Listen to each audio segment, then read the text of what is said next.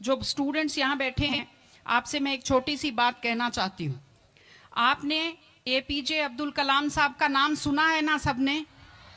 हाँ, कलाम साहब ने एक बात कही थी कि in the very old times the world was driven by the muscle power, after that it was driven by money power, and now it is being driven by the power of knowledge. यानी पहले शरीर की ताकत से दुनिया चलती थी, उसके बाद कुछ दिन पैसे से दुनिया चली, और अब दुनिया कैसे चलती है? ज्ञान की ताकत से चलती है। आज अमेरिका और रूस, फ्रांस क्यों हमसे आगे हैं? उनकी जनसंख्या भी कम है, शायद वो मेहनती भी हमसे कम हैं, लेकिन वो हमसे क्यों आगे हैं? क्योंकि उनके यहाँ शिक्षा का जो प्रसार था वो हमसे ज़्यादा हुआ, वो हमसे ज़्यादा एजुकेटेड हैं। हम लोग प्राचीन काल में हमारे यहाँ बहुत अच्छी यूनिवर्सिटीज़ थी, नालंदा यूनिवर्सिटी थी, तक्षशिला यूनिवर्सिटी थी, लेकिन जब मध्यकाल आया तो हमने अंधविश्वासों पर ज़्यादा ध्यान दिया और जो नॉलेज था साइंस का उस पर हमने कम ध्यान दिया, इसलिए हम विश्व में पिछड़ गए। एसएसटी में आप लोग पढ़ते होंगे, 10th के बच्चे एसएसटी पढ़ते हैं, कि एक समय था जब वर्ल्ड की जो रिचेस्ट कंट्रीज थी वो रूस अमेरिका नहीं थी, वो इंडिया था और वो चाइना था। चीन और भारत विश्व के सबसे धनी देश थे, लेकिन हमने एजुकेशन पर ध्यान देना छोड़ा। उसका नतीजा ये निकला कि हम लोग गरीब हो गए, हम लोग पिछड़ गए, हम लोग कमजोर हो गए। इसलिए अगर आपको खुद को ताकतवर होना है और इस देश को ताकतवर बनाना है तो आप लोग शिक्षा पर ज्यादा से ज्यादा ध्यान दीजिए। हमारी बेटियां यहाँ बैठी हुई हैं, आप लोग बहुत खुश किस्मत हैं, आपकी किस्मत अच्छी है कि आपने इस जमाने में जन्म लिया है जब लड़कियों को स्कूल भेजा जाता है, जब लड़कियां बराबरी के अधिकार के साथ आत्मसम्मान से जिंदगी जी सकती हैं। मैं अभी सोफे पर अकेली बैठी हुई थी, फिर उसके बाद शिफा जी आए और फिर उसके बाद संतोष जी आए, तो हमें जगह हमारी बढ़ती गई। मैंने कहा भाई पुरुषों सिंहासन खाली करो, महिलाएं आती हैं।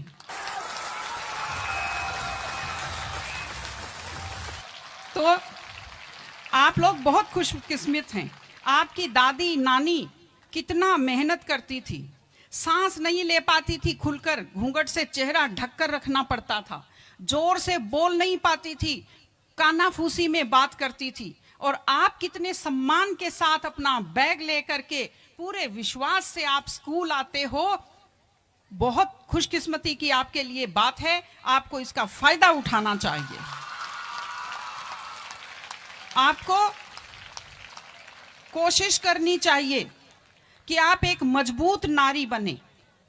और आपसे मैं कहना चाहती हूं कि आपके ऊपर बहुत विश्वास करते, आपके पेरेंट्स आपको घर से बाहर भेजते हैं, अपने माता पिता को हमेशा अपने मन में रखिए। दूसरी चीज आप बच्चों से जो कहना चाहती हूँ, आजकल क्या है, पहले तो घर में बहुत सारे बच्चे होते थे, संयुक्त परिवार होता था, चलते ही कोई सिर में थप्पड़ मार देता था, बच्चों को बुरा नहीं लगता था, टीचर्स की मार खाते रहते थे, हंसते रहते थे। आजकल 1-2 बच्चे होते हैं घर में, बच्चे बहुत सेंसिटिव होते हैं। आप लोगों को जब आपके माता पिता टोकते हैं, आपके टीचर्स टोकते हैं, आपको बुरा लगता है। आपको बुरा नहीं लगना चाहिए, क्योंकि ये वो लोग हैं जो आपकी चिंता करते हैं। मैं आपको एक छोटा सा किस्सा सुनाऊंगी। एक गाय जंगल में चल रही थी, अचानक उसने देखा एक बाघ पीछे दौड़ा। गाय भी भागी जान बचाने के लिए, सामने दलदल था, वो दलदल में थोड़ा चली, वो दलदल में फंस गई। बाघ भी पीछा करता हुआ आया, वो भी दलदल में फंस गया, लेकिन गाय से थोड़ी दूरी पर था, चल नहीं पाया। तो गाय हंसी और उसने बाघ से कहा, बाघ तू तो गया, तू मरेगा। तो बाघ ने कहा, तुम क्या हंस रही हो, तुम भी तो मरोगी दलदल में। उसने कहा, मैं नहीं मरूंगी, देखना। शाम को जब मालिक ने देखा गाय नहीं आई, वो 2-4 लोगों को लेकर आया। जब देखा गाय दलदल में फंसी हुई है, वो रस्से लाया, लकड़ी लाया और गाय को निकालकर बाहर किया।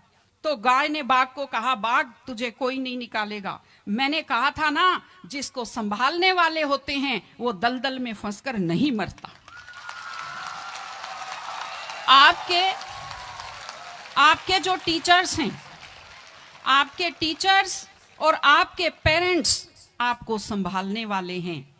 अगर आप उनकी बात मानेंगे, आप डांट के पीछे छुपी हुई उनकी चिंता को आप समझेंगे तो आप बुराइयों के और गलतियों के दलदल में कभी नहीं फंसेंगे।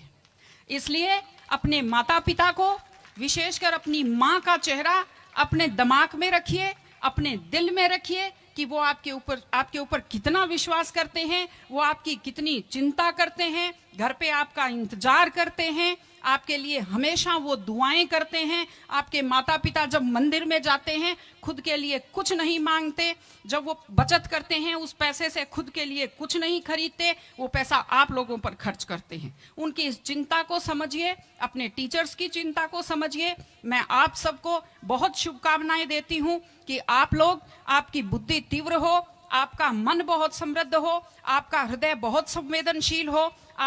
मैं स्कूल को मैं बहुत बहुत शुभकामनाएं देती हूँ। टीचर से अपील करती हूँ कि व्यक्ति केवल शरीर और दिमाग नहीं होता, एक मन होता है, एक आत्मा होती है। माइंड जो है, mind is sharpened by the knowledge and information. दिमाग तो तेज होता है, लेकिन बच्चों का मन समृद्ध कीजिए, उन्हें कमजोर पर दया करना सिखाइए, उन्हें परिवार के प्रति संवेदनशील बनना सिखाइए कि वो एक अच्छे संपूर्ण नागरिक बने, जिसको कहते हैं कंप्लीट पर्सनैलिटी, वैसे बने। मैं स्कूल को, आप सब बच्चों को, आपको ढेर सारी शुभकामनाएं देती हूं। आप अच्छे व्यक्तित्व बने, आप अच्छे नागरिक बने, एक मजबूत परिवार का, मजबूत देश का और एक अच्छे समाज का आप निर्माण करें। आपने बुलाया, हमें सुना, हमें सम्मान दिया, मैं हृदय से आभारी हूं। बहुत बहुत धन्यवाद। नमस्कार।